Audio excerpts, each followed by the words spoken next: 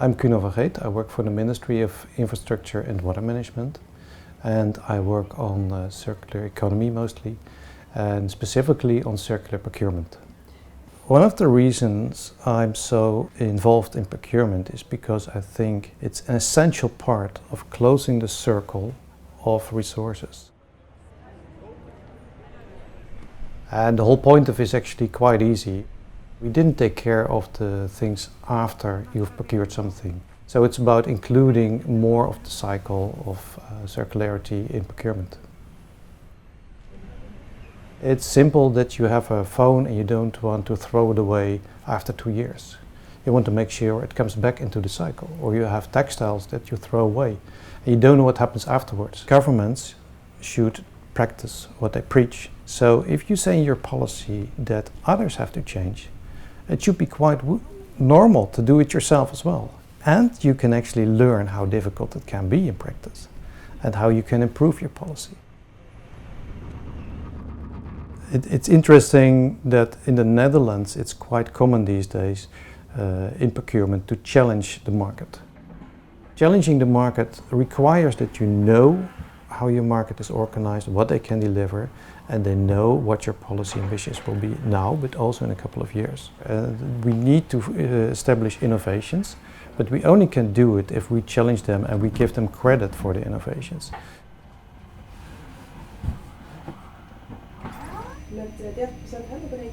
Green Deal Circular Procurement was the commitment that all the organizations who wanted to start with circular procurement started doing 2 pilots, share the knowledge, so be open about what you do, and the government would help them facilitate this process of communities of practice.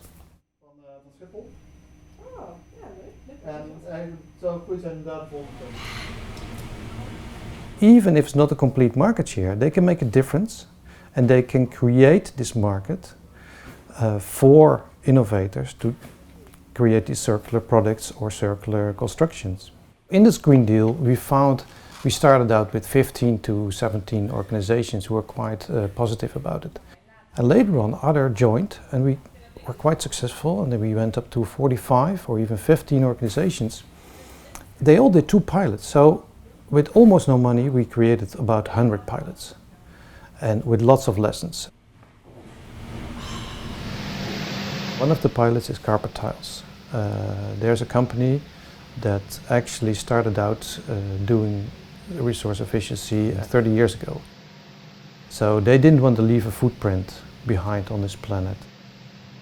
They get a favorable position within the government procurement, for example, because we're asking for these type of products right now.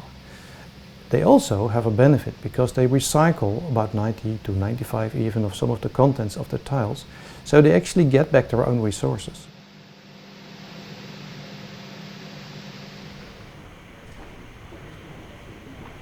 One of the pilots in construction, we also found that it is very important to look at reusing all kinds of old materials in your new buildings. One of them created like a big roof over all kind of buildings, which made them have multiple building area, which created new indoor space there. And they used all kinds of old materials like wood that would have been burned otherwise on the walls of these old buildings. Then you have the real difficult areas like IT. These are very complex products, and design of these products can be hardly influenced because these are global players. And how do they change? They don't change because you have a different procurement. However, you can do something about the reuse afterwards because that's local. The reuse of IT can be done in your region by companies who refurbish it, and they can actually upgrade an old computer, laptop, and make sure that they can be reused or have a life extension of over 3 to 5 years even.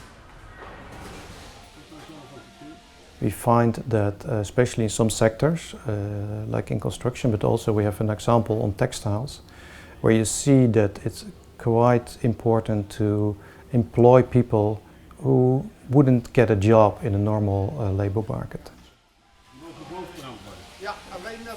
We believe it's very important also in the social cohesion of neighborhoods or cities to establish this kind of regulation. So sustainability is not just environmental aspect, it's not just circular, it includes the social one. Without it, I don't think it will work.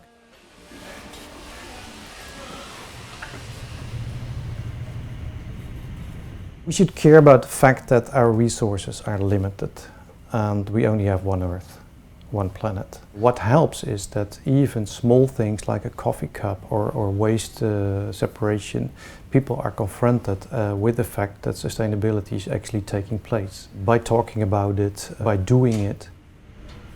So there is a whole new dynamic necessary in collaboration between public and private, and how you can make this circular and how you work together. And it's not just a public issue, it's not just a private issue, it's something you have to do together.